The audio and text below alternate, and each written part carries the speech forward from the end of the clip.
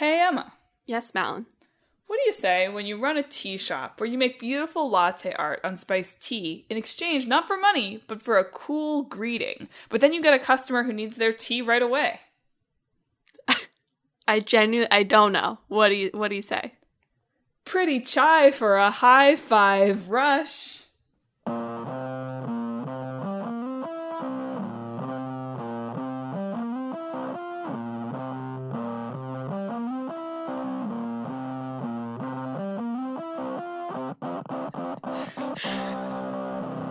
Hello and welcome to Talk This. It's dangerous to podcast alone. That was like draft 5 of that joke, host Madelyn. I really held on to the thread there, host Emma. And thanks for tuning into this week's show. This week, our old game is Klonoa, and our new game is Hi-Fi Rush, not Hi-Fi Rush. I had to put the extra 2 letters into the joke to make the reference to the Offspring song work. Mm-hmm. Mm-hmm. Did you have to write it down? Were you reading it? I did. I do have it written out. I was just wondering. I have a script. The Clickbait Boyfriend original draft was not great. We'll use my other backup joke later in the show. Don't worry. Okay. I don't think... Is there an Offspring song in Hi-Fi Rush? I don't think so, right? I don't think so. And I didn't really think about it as the musical reference. The licensed musical reference is a bonus thing that you are inserting onto this. Yeah. I just thought about pretty chai for a hi-fi, and then we went from there. Yeah. Anyway, I can keep repeating that joke over and over and over because one of my proudest works, obviously. Yeah. But let's talk about Klonoa, shall we? Let's talk about Klonoa. So Klonoa, the original, the door to Phantomile, I don't really actually know. You know, I guess, so most of these games, the original and the Switch remake remaster, have the just gibberish language, but there was an English dub in the bad Wii make, so I probably could have looked it up, because they probably say it, but I did not, so I don't know how to pronounce Phantomile. Klonoa 1 came out for the PlayStation in 1997 from Namco. Followed a few years later in 2001 by Klonoa 2, Lunatia's Veil, for the PS2. And this is, once again, it's another Talk This series. It's a Talk This era of games that had a couple of games in the 90s and then never released again. Yeah. Well, Klonoa did just have a Switch. Was it on other things other than Switch? It sure was on other things, because I played the demo on the PlayStation 5. Aha. So it had a re-release of the 2 console games just recently. So less dead than a lot of the games we've talked about, but still pretty dead. It's always fun when you go to the Wikipedia page and it's like, here's a bunch of games from 1997 to 2003. And then there's 2 more. Yeah. A giant timeline. But yes, they did just re-release remasters of both 1 and 2 for its 25th anniversary in 2002. They are apparently hoping it will reignite the IP. Time will tell. Time will tell. Did not come with any... Well, I guess I didn't buy the game, so never mind. I'll report back. I'll get to this little fun tidbit later. But Klonoa is a side-scrolling, like 2.5D platformer. Yes.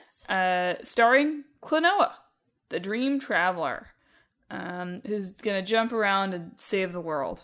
Yeah. Klonoa, I was curious about this when I was researching it, so I did a little bit of, like, you know, in the 90s, there were all of these, like, 3D platformers specifically with, like, animal mascots, right? Klonoa is sort of unique from those in that he's not, like, a specific type of animal. He's just sort of a cute animal-looking thing.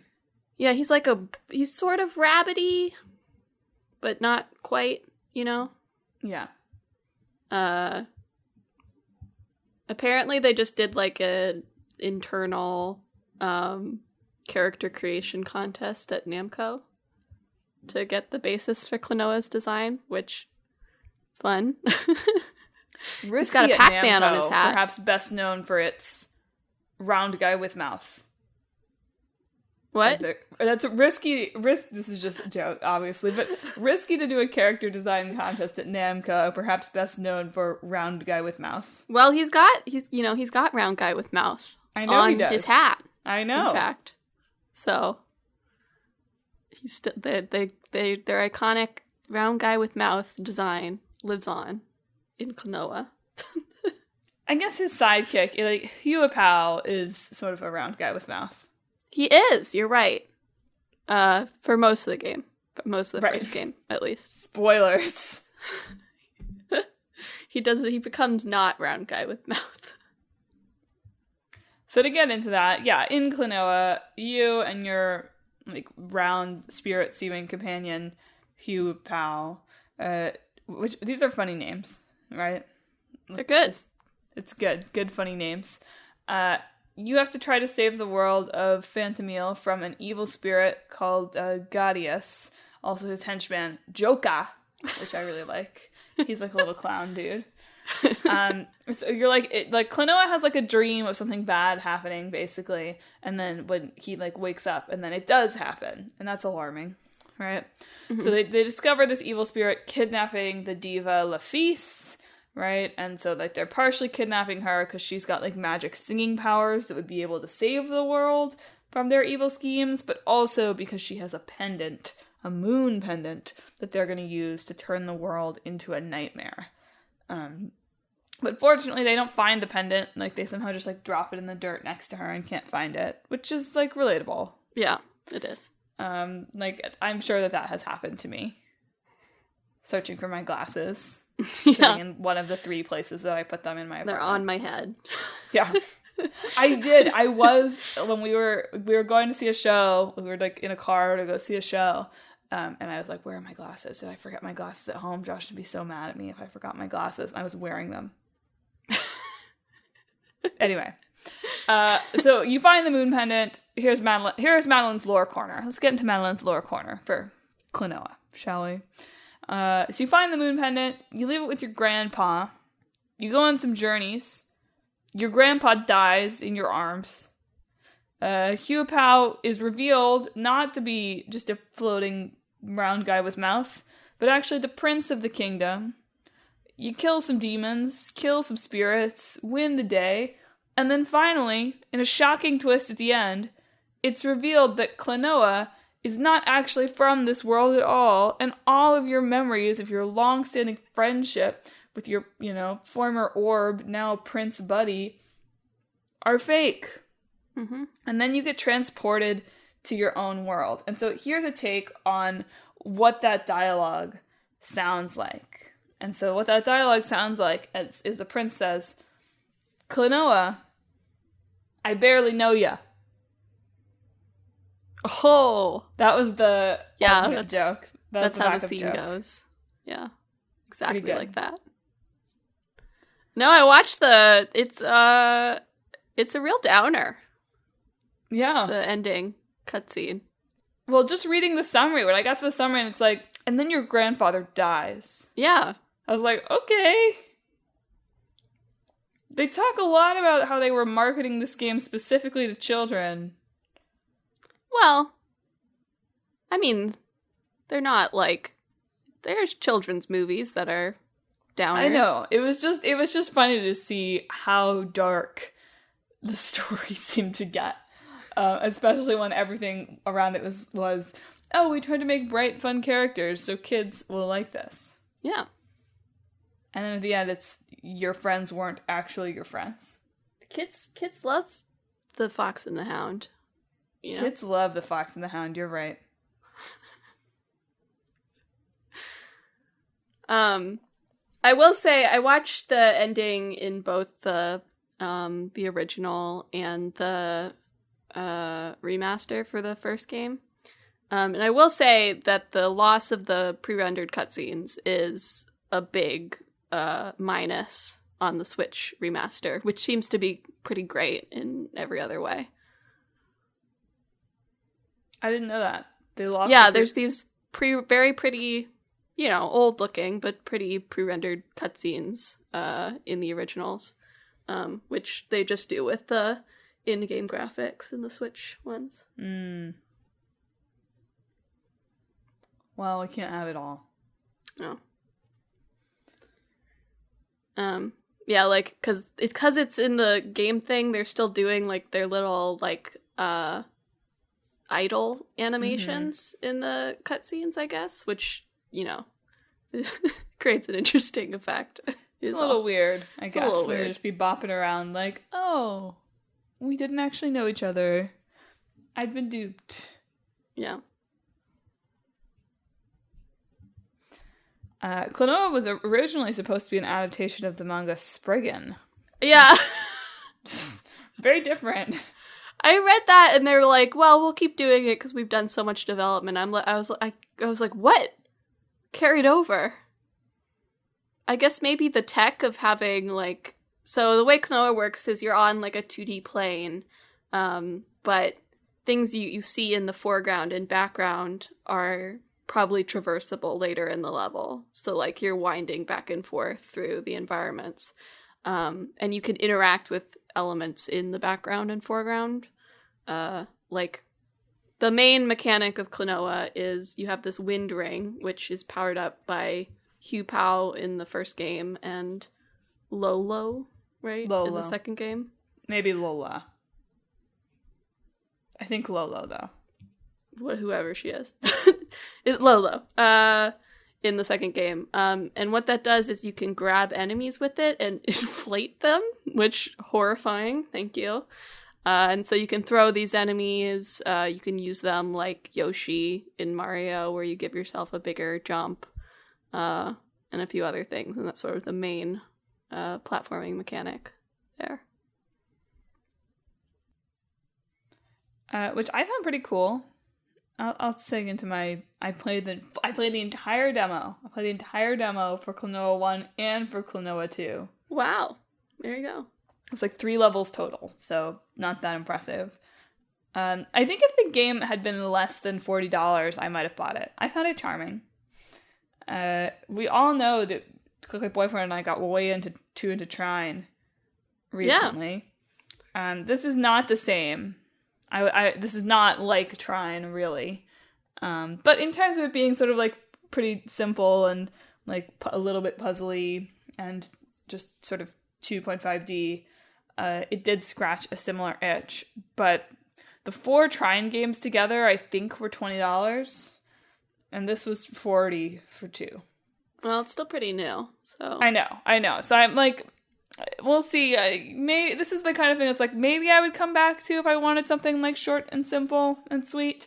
Because I found the sort of like grabbing the enemies to jump and solving puzzles that way like an interesting twist. And the world is cute and Klonoa is cute. And now that I know how dark it gets, I'm like, dang, I do want to see the part where it's revealed that all of my memories are fake. The summer vacation is over. It is like that, isn't it? Moment. It really is. Can't believe Kingdom Hearts 2 ripped off Klonoa 1. The game does open with Klonoa basically being like, I've been having weird dreams lately. And literally Click Boyfriend was like, is this Kingdom Hearts? And little did he know. It was. It does pretty much take place in dreams, so it pretty much is Kingdom Hearts. Anyway, the original Klonoa received like good reviews, sold okay. I think the first one. And the second one came out in 2001 for the PS2. Just Klonoa goes on like another adventure in another world, basically. And got really good reviews, but did not sell well. And that was pretty much the end for the series. Yes. Klonoa, everyone seemed to talk about Klonoa as like being like a potential mascot character for Namco, which does seem to, he did seem to sort of get that treatment. He's in this like roster of characters from this era that are like, they were in 2 games in the 90s, but then they appeared in a bunch of other games. Yeah. Although I did not recognize him. This is not a game that had crossed my consciousness. Yeah, me neither. I did read a few like reviews and like retrospectives that's like this is one of those series that either like you're completely obsessed with or you've never heard of in your life. I read like a Eurogamer piece on like the 3D or 90s 3D platformers and the little animal mascots and how like if he wrote like some sort of criticism of one of them and got a lot of people in his mentions being like, how dare you? And he was just commenting on like the ones that you played when you were a child, like they're perfect, right? You're very attached to them. And I think Klonoa is like one of those where if you got Klonoa, like that was your little guy. Did we play any of those? What do you mean, like Spyro? I guess Spyro. You're right. I don't feel that. I feel like I played Spyro almost too early to feel especially attached to it, though. I guess. But, like, Crash, even, I think counts. Well, that's what I'm thinking. Is like, okay, I'm very attached to Crash Team Racing and Crash Bash. And we definitely played some of the, like, normal Crash Bandicoot ones. But it's interesting to me of having gone through so many of these for the podcast now and realizing, oh, these were, I guess maybe it's just, we're like just barely too young.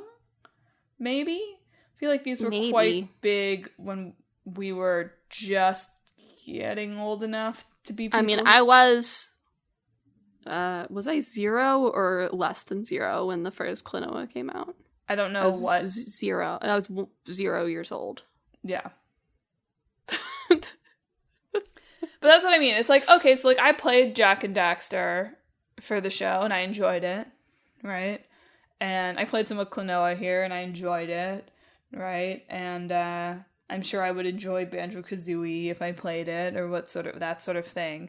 But it's made me realize like, oh, these were such a like weirdly huge trend. And for me, it's like, oh, well, we played some Spyro, we played some Crash, but I don't feel like I have the like deep personal level attachment to any of those series that it seems like everybody has one. Yeah.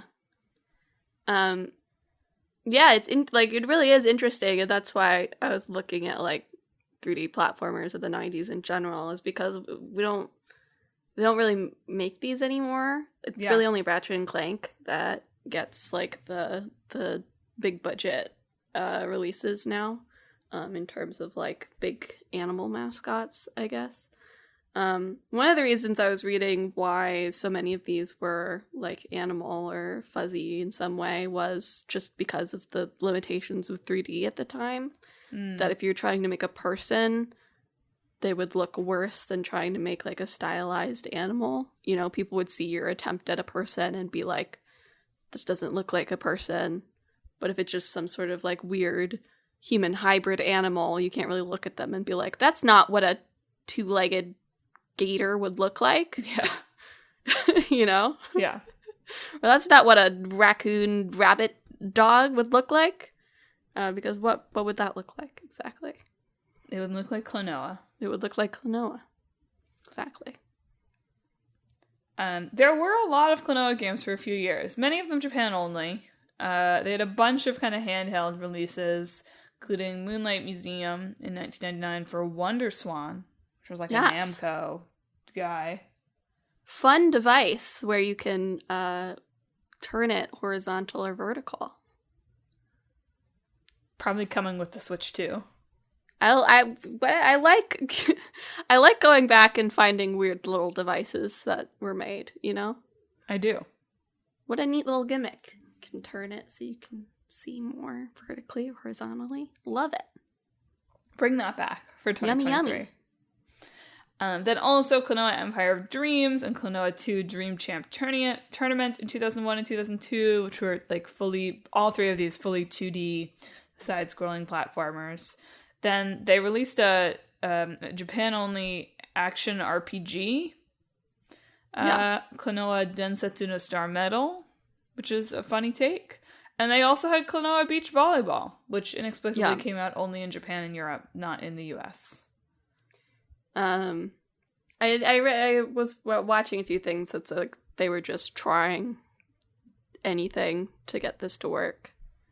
Like I said earlier, there was also the Wii release, which added English voice acting, but also took away most of Klonoa's lines, weirdly, to make him sort of like a silent protagonist. Huh. So Hugh Poe did most of the talking in the Wii release. And it sold awful. Like 6,000 copies its first week. Which is that's not what you want. Well, you know who one of the copies was sold to? Who? Friends star Matthew Perry. Really? Yeah, he apparently tweeted about it quite a bit and got very into the Wii version. That's so funny. Yeah. But that remake apparently came about, they sort of wanted to do something for the 10th anniversary, but it partially came about because when Namco and Bandai merged, there was like a vice president at Bandai who was very into Klonoa. I see. And so that sort of created the energy around saying, oh, okay, like originally they thought maybe they would do a new standalone game for the Wii, but they felt like they should test the waters first with the remake. And probably a good thing they did. Waters seemed tested. Yeah. Yeah, it's pretty bad. And there's I hate reading, it makes me sad to see disappointments for people. I don't know, I was reading an interview with some of the developers like a couple of years afterwards where they said, yeah, we were sort of hoping this would do well and we'd be able to revive Klonoa, but it did badly, so that killed that. Is this the same interview where they mentioned that the Wii game came with a coupon? Yes. For a taco for a restaurant called Wahoo's in North America? Yes. So important. And again, bring this back. Let's do more of this. More of this energy. More Final Fantasy VII Butterfinger energy for me. Please. The Wii remaster inexplicably came with a coupon for like a fish taco at a restaurant chain called Wahoo's. Well, I think Klonoa kind of says Wahoo. Yes. So that's what the connection was, but still very funny. Can you imagine? Does Wahoo's even exist anymore? Is there a Wahoo's? Let's find out. I've never heard of Wahoo's. Yeah, Wahoo's Fish Taco. It's a US-based restaurant chain that offers Mexican food mixed with Brazilian and Asian flavors. Perfect. Let's see. I'll have to look up if there's any near any of us. Locations. There's one in New Jersey, and there's one in Japan. That's probably how it happened. Yeah. Like somebody was a big fan of... Yeah, there's one in Tokyo. I am genuinely very curious. As you mentioned, this was supposed to originally be an adaptation of the Spriggan manga, which is like a supernatural Cold War manga. I would have been so curious to see what that looked like that then turned into Klonoa. Just seems wild. Like, I read something that said you play as a robot throwing like iron balls. Ah, I see. So, for what it's worth. I guess so. I guess that makes sense. I'm really getting into reading about Wahoo's Fish Taco. Sorry. Okay. Yeah, they're still around. You know who... Well, is there anything else you want to say about Klonoa? Well, the quick thing I want to say about Wahoo's is that they didn't actually open that restaurant in Tokyo until after the release of Klonoa. So... Interesting. Couldn't just have been that someone from Namco was a fan of the Tokyo restaurant. In fact, maybe the opposite. Probably the opposite. Anyway, that's more or less all I want to say about Klonoa. It was fun. I liked playing it. It was a fun little platformer. I like fun little platformers. He's a cool little guy. And it's definitely, I think, among some of the big platformers, got a bit more of a... Both the games have a bit more of a sort of introspective kind of story going on. So, if you want a bit of, like, fantasy fairy tale-ness, I guess, in your platformer, then maybe Klonoa is one for you to try. It's interesting to me to hear people openly saying that they hope this 25th anniversary remaster, not just like people, like developers saying, is gonna revive Klonoa. People love Klonoa. Like I said, it's either one that's like you love it to death, or you've never ever heard of this little guy in your life. I guess they're still making like Trine. I guess they're still making Ratchet and Clank. It just feels like something that's, even if the remaster here is selling well or something like that, it's hard to see a market for this game.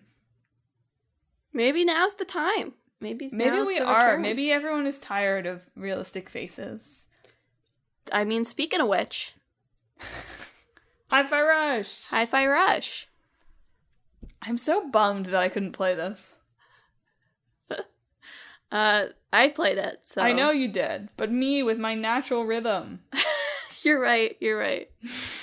Yeah, Hi-Fi Rush is a rhythm-based action game from Tango Gameworks and Bethesda.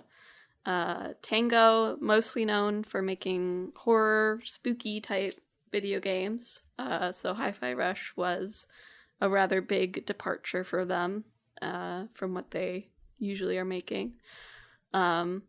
And also, partly because of that, apparently, it was a shadow dropped game. I announced it, and then they put it out on the same day. The rare shadow drop. Yeah. Usually when people talk about something shadow dropping, it's like a pre-announced game, but it's at a conference, and it's like, it's out today! And it hadn't had a release date before. Hi-Fi Rush had not been announced before. It apparently had leaked the day before, but it had not been officially announced prior to its showcase. It's at the Xbox event that it was at. Which was apparently quite stressful for the team. I saw something where they said, we recorded the video of us that's in that presentation a couple weeks in advance, and we were very nervous that like the entire game would have leaked by then. I hadn't watched that presentation before, so I went and watched the Hi-Fi Rush part, and they literally say in it, like, if it hasn't leaked by now, fingers crossed. Yeah. They almost made it. They made it for most people. It was just like the title, I think. Yeah, it was like the title and logo. Yeah. So anyway, in Hi-Fi Rush, you play as Chai, who is a future rock star, self-proclaimed, who has come to this corporation's campus to be part of Project Armstrong, which is essentially a project that's giving people like cybernetic enhancements. So Chai has a bad arm that he's getting replaced there. However, in a series of unfortunate events, his iPod falls on his chest right before the procedure and is also embedded into his body. Which speaking of 90s sitcoms, which becomes something that affects the world around him and his own actions, so that everything is always to the beat of the music. Which is how it works if something falls into your body during surgery. Yes, that is how it works. And now he's been labeled a defect because of his unplanned enhancement, and he has to fight his way out of the campus and meet some new friends along the way, and maybe sort of accidentally to purposeful take down the corporation while they're at it. Because Vandelay's got some shady stuff going on. Shady. Yeah. We talked about Hi-Fi Rush a bit in our Rhythm Games podcast. Yes. It sounds familiar. So we talked about it a bit then. I probably talked about it in a 6 week also. That's true. That's also true. And it's, did you play it on Game Pass? Did you play it on the Best Deal in Gaming? I did play it on the Best Deal in Gaming. Game Pass, baby. I'll have more to talk about. I want to talk about Game Pass in a bit. Okay. But first I want to talk about Hi-Fi Rush. I mean, as we hinted at in the transition to this, is very, very throwbacky, even though it's, the rhythm game element of it is pretty innovative and not really like very much that you can compare it to. It gets compared to the same two games in every review. No Straight Roads and metal slinger. Right. Which, says what it needs to say. Go back and listen to our Rhythm Games podcast if you want to hear us talk more about that. But, the graphics are, not trying to be cutting edge realistic. It very uses comic booky. What? Cartoony. Yeah, exactly. It uses licensed music. It's not super, super long. So it's all these things that are like, oh, a lot of these reviews compare it to somewhere between a Dreamcast game and a GameCube PS2 game. Which, go back at listen to our podcast about, like, throwback games for more on that. But, it's interesting how much of it feels like it harkens to a different era. The licensed music, for me, especially, is like, whoa. Yeah. Bold. They do have a streamer-friendly mode that does replace all the licensed music with their own compositions as well, which are pretty good, to be honest. Most of them don't feel like a particular downgrade. But it is fun when you're playing it to hear the licensed music. There are also I think there are only 10 licensed tracks. Yeah, it's mostly for the boss fights. It's fun for me to think about that selection process. They're very, they're not like, none of them are new songs, really. Yeah. Right? They're not also like, as far as I know, they're not pulling from any, like, particular time period of music either. It does just really seem like they picked the songs that they wanted at certain points. It still must have been very challenging. And, like, what do you do? Probably. Can you imagine if you're on that team and it's like, what if you hate the Black Keys or whatever? And it's like, you just, like, listen to that. Oh, you probably do hate it by the end. To be fair, you probably hate all the music by the end if you're on, like, QA or whatever. Yeah. Doesn't matter if it's licensed or not. That's very fair. It was also interesting to read about the development of this, and, like, almost every story they tell about this is, oh, we had this idea, but then we decided it was too complicated. We had this idea, but we decided it was too hard. We had this idea, but we had to simplify it to actually implement it. Yeah. It does seem like they just were making this on a very limited scope. So let me talk about the Game Pass of it all here. Sure. So Hi-Fi Rush, did we really explain the gameplay of this? Like, you fight to the beat. Yeah. So yeah, what it is Chai has a little, the arm that he got on purpose is like a garbage collecting arm. So a little magnet stick comes out, that he then pulls up a lot of metal with to make like a fake guitar. And that's what he fights with. And so Chai will always attack and move on the beat, and you are rewarded if you are pressing the button on the beat, which you want to do anyway, because I think if you were just like mashing it, it would feel very weird because Chai would be delayed from when you were actually pressing the button, right? But you get damage bonuses and like little combo extras and a better score. You're scored like Devil May Cry type style when you play it as well, if you actually hit the button on the beat. And there's different combos, so you have like the heavy attack is like 2 beats, the small attack, the light attack is 1 beat. You can take a rest beat to change your combo. You'll eventually get like a little shooty Spider-Man thing where you can shoot yourself over to other enemies. You have little special attacks you can do when the gauge is full. And you essentially just fight your way through. There's also the combat's really fun. There's also some 3D platforming elements that I think suck really bad. For what it's worth. Because he jumps on the beat, the jump does not feel great to platform with. Because he falls really fast. Maybe that's just me. I don't play a lot of these, but I thought that the platforming parts sucked really hard. But that's okay. The combat was fun. Everything else about it was fun. But to build on that, and to build on we had this idea, but it was too hard. We had this idea, but it was too complicated. This game definitely was designed to be, in many ways, as accessible as it possibly could be. I mean, there's so much press around it, and like intentional press around it, around even if you don't have any rhythm, you can play this rhythm game. And we talked about this a lot more in our rhythm games episode, and I was like, who doesn't have any rhythm? Blah, blah, blah. Go back and listen to it. But that, jives really well with this being a Game Pass day one release.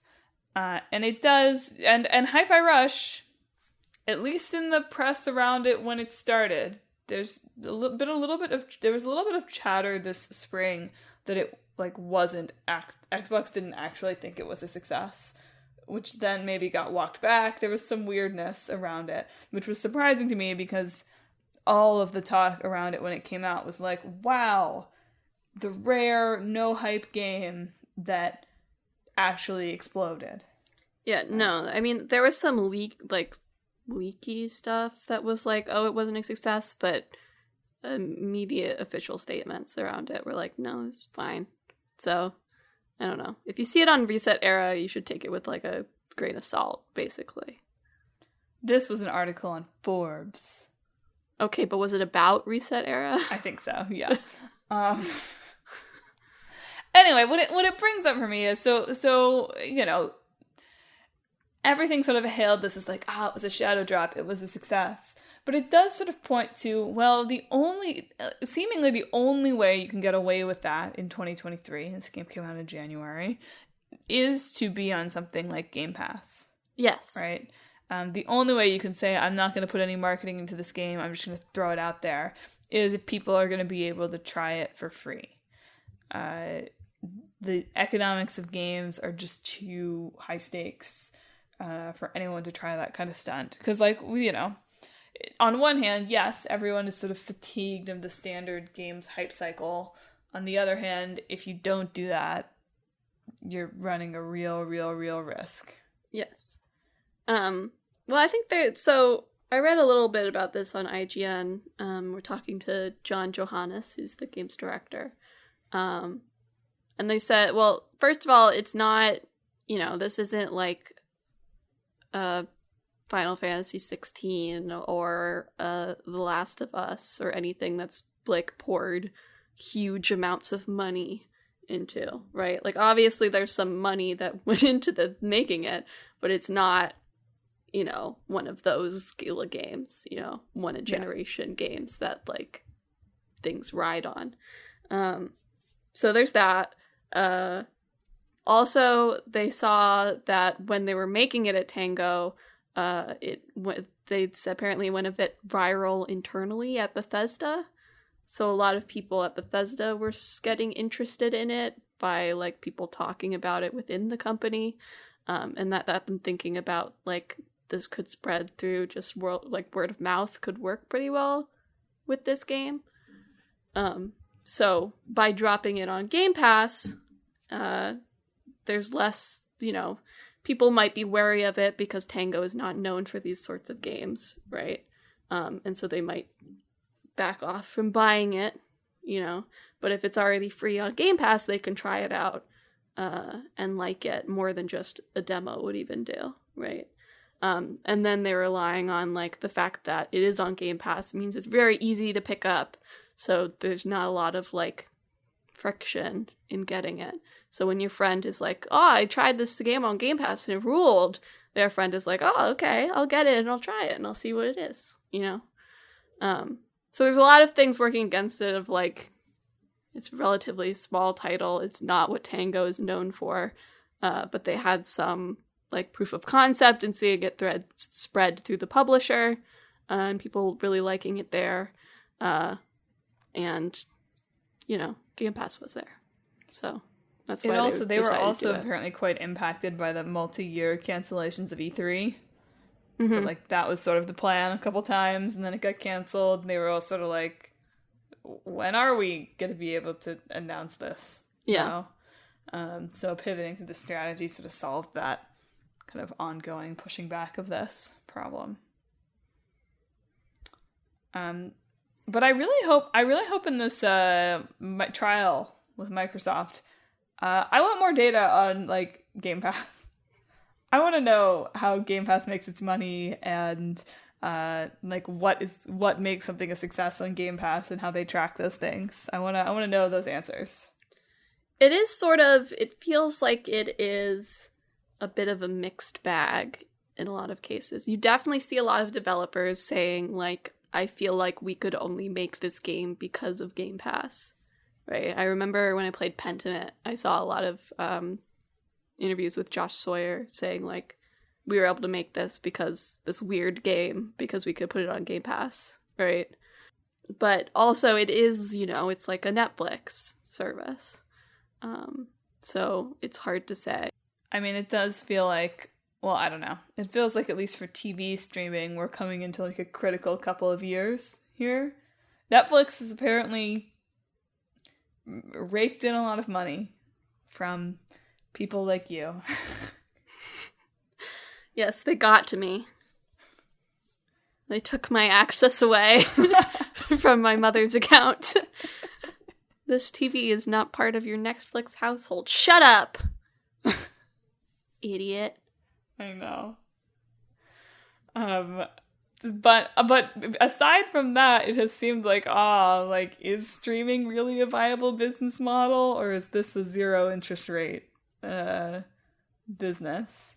The one difference is between this and like TV streaming at this point is nothing is like only a Game Pass game yet, right? You can buy Hi-Fi Rush separate from Game Pass. You can just get it as a game and have it. And the way Game Pass usually works for things that aren't like Microsoft titles is they're usually on there just for a year or so before they're then taken off again, which, but they still exist, right? Which is the difference for streaming television, where now we're seeing things where like Disney Plus put out like Crater, a movie, like a month ago or something, and they're already like, all right, take it off. Delist it. On one hand, though, like, on the other hand, like, isn't that more or less sort of what happened to movies before streaming? Like, I know that there was more physical media, but it does also feel sort of like, well, we're just going back. We're just going back to what it was. You have to catch it in reruns on television. I guess, but it's also worse. Scale. Like, we're going back to what it was, but worse, to be clear. Yeah. But still, I'm morbidly curious just about like how decisions about Game Pass are made, and like, does it make money? Do they ever expect it to make money? Is it all just an advertisement for buying games on Steam? Well, is it the Bethesda deal that's in courts right now? I think no, it's Activision. Bethesda went through. Bethesda went through, yeah. So in Hi-Fi Rush's case, they are owned by Microsoft now. So that's why it's on Game Pass.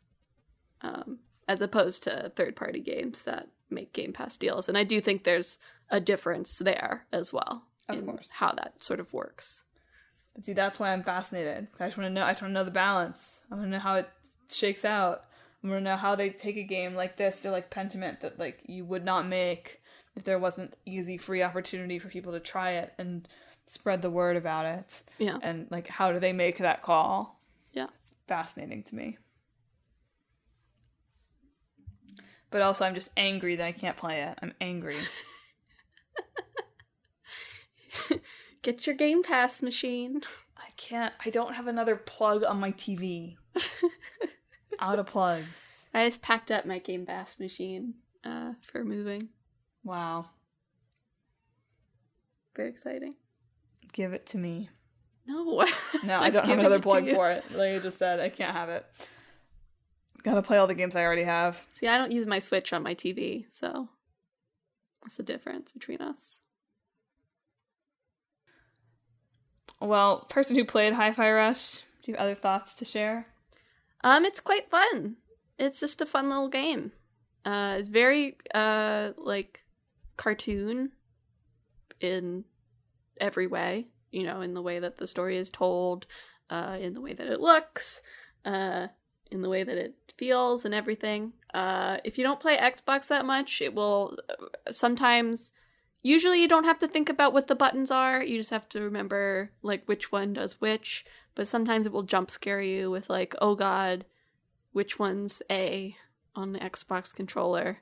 So you should be prepared for that. Because it got me several times.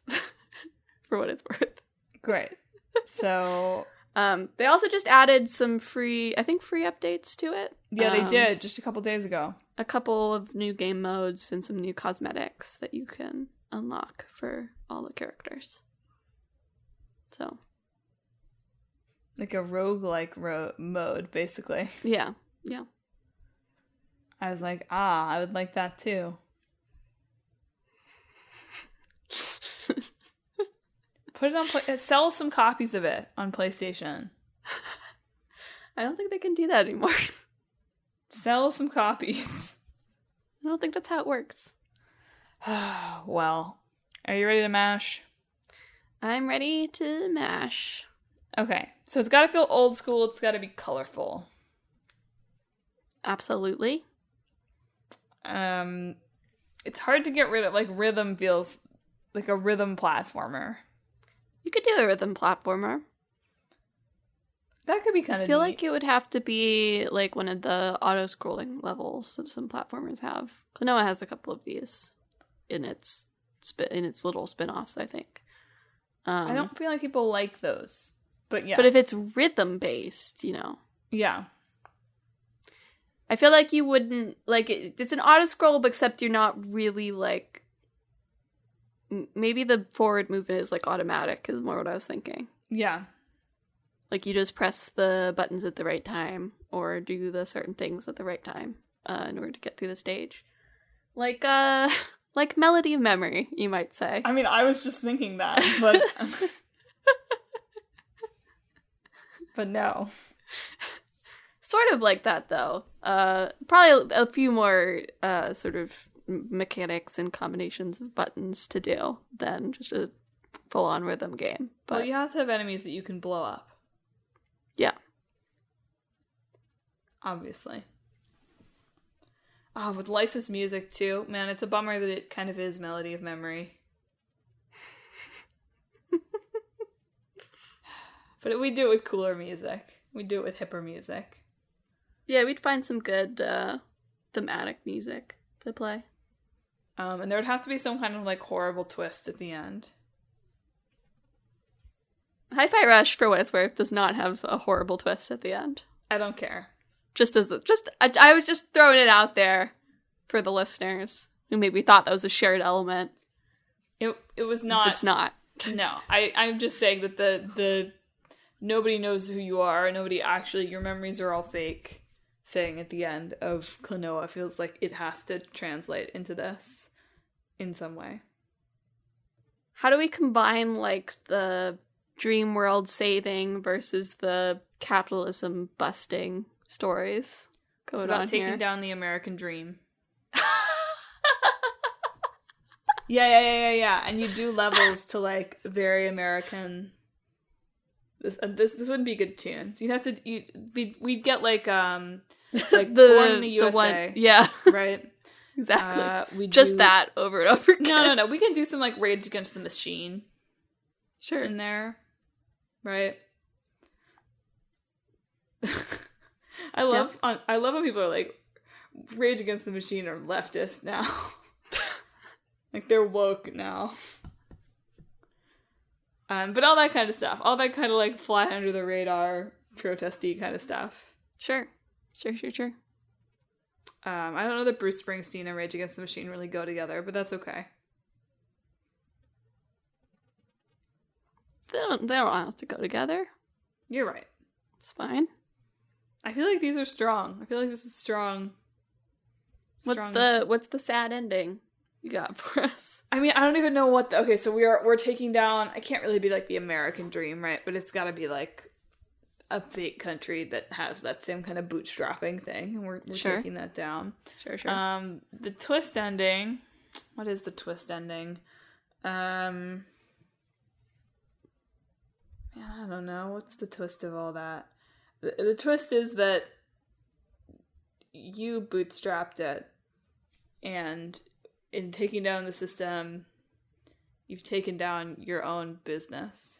Like, you find out at the end that somehow, like, your family was being supported by the system somehow. Like, you thought that you weren't benefiting from the system, but you actually were. I don't like this, really, but I'm trying I don't love that either. You could maybe do something more symbolic of, like, the dream is, like, cyclical. By the time you finish your, like, route through the dream, like, all the progress you've made has been erased. I like that. I'll put on top of that the, like, okay, so you're trying to tear down this, like, rugged individualism mentality. But by doing that yourself as a rugged individual, you get co-opted as a symbol of the dream that you tried to dismantle. Oh, I see. Could be interesting. You become, in my, it's just me pursuing my, like, American mythology game again, right? Like, you are Paul Bunyan. Exactly. Johnny Appleseed game. This is my it could be Johnny Appleseed. This is my Johnny Appleseed game. Known for loving music. I don't even know, like, what does Johnny Appleseed even do? He plants trees, right? he's got apple seeds, I assume. Probably. His name fits into the, Hi-Fi Rush. It does. Games. It's food themed. Yeah, Johnny Appleseed. Oh, I hate it. Secret party member, Johnny Appleseed, coming to Hi-Fi Rush soon.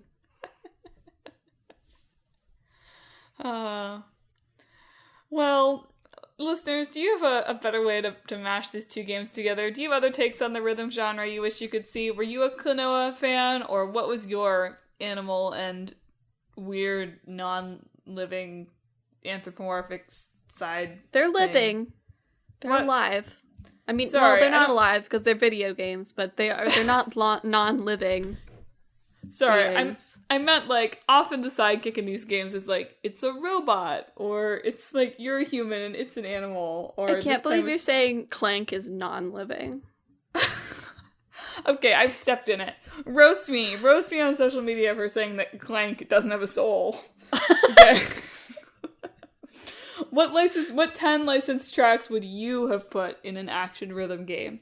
If you have thoughts on any of this or anything else we talked about on the show, check us out on social media. We are on Facebook, Twitter, Instagram, and YouTube at Talk This. We aren't on Threads. No, and we won't be. We won't be on Threads. I'm baffled by Threads. Every thing I've seen posted on Threads is like, why would I want to be on this? The Zuck will save us. He's not a billionaire. He's not a billionaire. No. Anyway. Yeah, hit us up on on legacy social media. We're not on TikTok. We're not on a hip social media. No. Legacy social media. Yeah. Also, visit our website, www.talkthispodcast.com, where you can read all about the show, check out the games in the hat, and read our blog featuring long-running series Clickbait Boyfriend and Split Screen. But most importantly, if you enjoyed the show, you should subscribe. We are on Apple Podcasts, Google Podcasts, TuneIn, Spotify, Pandora Podcasts online and in the app, Overcast, Pocket Casts, wherever you can find podcasts, wherever you found the podcast today. Subscribe, listen to Talk This. Next week is a side quest. I don't know, dude. Games for when it's hot and humid. God, it is hot and humid, though. Games for when you're making a significant life change.